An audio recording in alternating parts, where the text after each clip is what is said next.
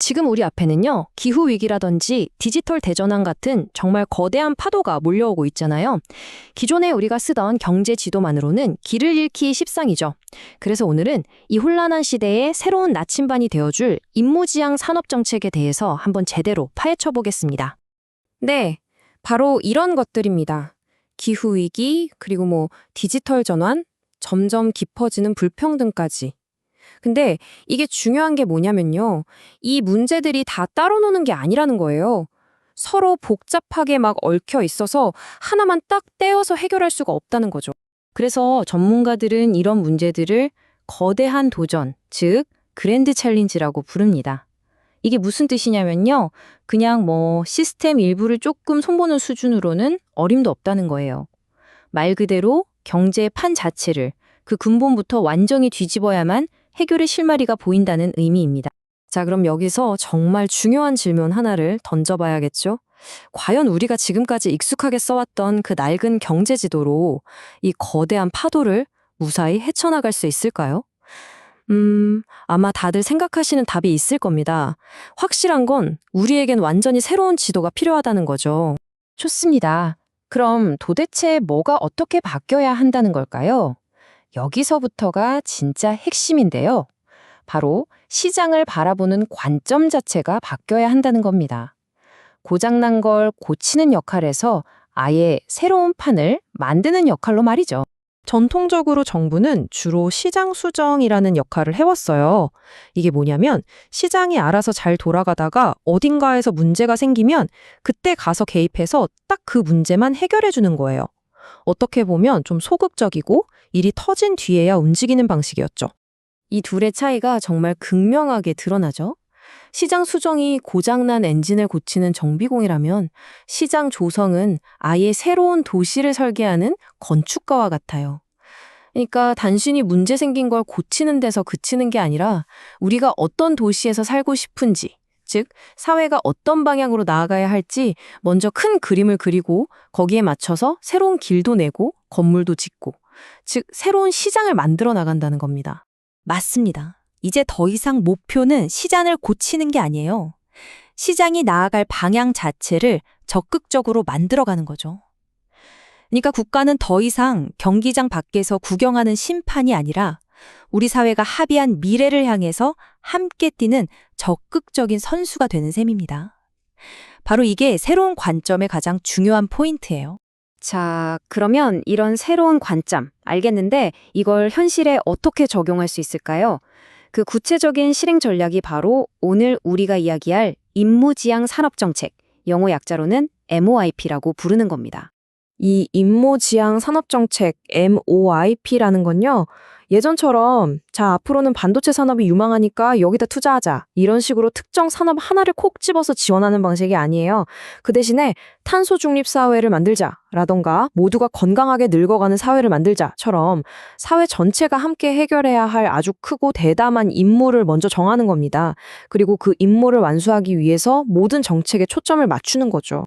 그러니까 MOIP의 핵심은 이 질문을 바꾸는 데 있어요. 어떤 산업을 키울까가 아니라 우리가 어떤 사회 문제를 해결하고 싶지? 여기서부터 시작하는 겁니다. 그러다 보니 자연스럽게 경제 전반에 걸친 큰 변화를 이끌어내게 되고요. 정부와 민간 기업이 그냥 각자 노는 게 아니라 이 공동의 목표를 향해서 한 팀처럼 움직이게 되는 거죠. 그리고 중요한 건 단순히 기술만 개발하고 끝나는 게 아니라 이걸로 새로운 시장까지 만들어내는 걸 목표로 한다는 점이에요. 그럼 구체적으로 어떤 임무들이 있을까요? 사실 우리 주변에서 이미 많이 이야기되고 있는 것들이에요. 예를 들면 탄소 중립을 달성하는 것, 또 똑똑하고 지속 가능한 도시를 만드는 것, 그리고 코로나19 같은 공중보건 위기에 잘 대처할 수 있는 시스템을 갖추는 것. 이런 거대한 과제들이 전부 다 임무가 될 수 있는 거죠. 자, 그런데 이 임무라는 게 도대체 실제로 어떻게 작동하는 걸까요?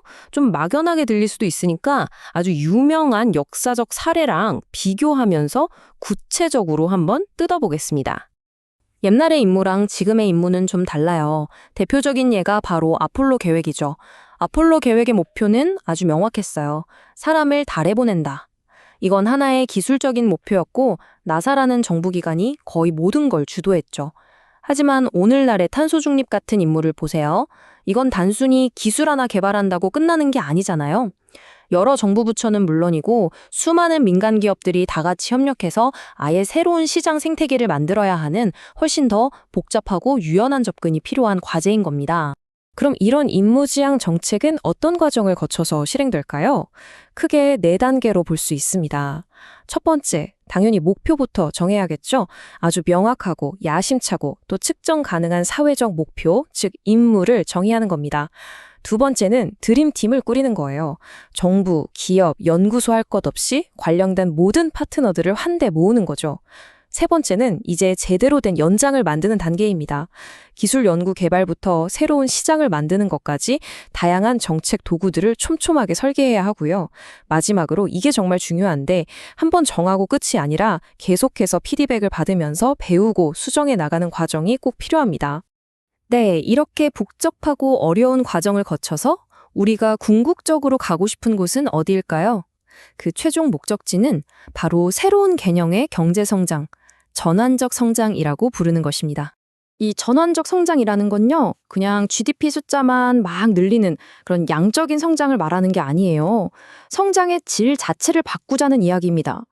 경제 구조를 근본적으로 바꿔서 더 오랫동안 지속 가능하고 또 성장의 과실이 소수에게만 돌아가는 게 아니라 더 많은 사람들에게 골고루 돌아가는 그런 포용적인 방향으로 나아가는 성장을 뜻하는 거죠. 오늘 이야기한 모든 것을 한 문장으로 압축한다면 바로 이것일 겁니다. 성장은 임무의 결과이다. 와, 이거 정말 중요한 말인데요. 더 이상 성장을 맹목적인 목표를 삼는 게 아니라는 거예요. 우리가 사회적으로 가치 있는 임무를 정하고 그걸 해결하기 위해 다 같이 노력하다 보면 진짜 의미 있는 성장은 그 결과물로 자연스럽게 따라온다는 거죠. 이건 정말 생각의 틀을 완전히 바꾸는 이야기입니다. 자, 오늘 우리는 이 거대한 전환의 시대를 헤쳐나갈 새로운 나침반, 임무지향 산업정책에 대해 알아봤습니다. 이제 마지막으로 여러분께 질문을 하나 던지면서 마무리할까 합니다. 그렇다면 지금 우리 사회가 우리가 힘을 모아서 도전하고 해결해야 할 다음 임무는 과연 무엇이 되어야 할까요?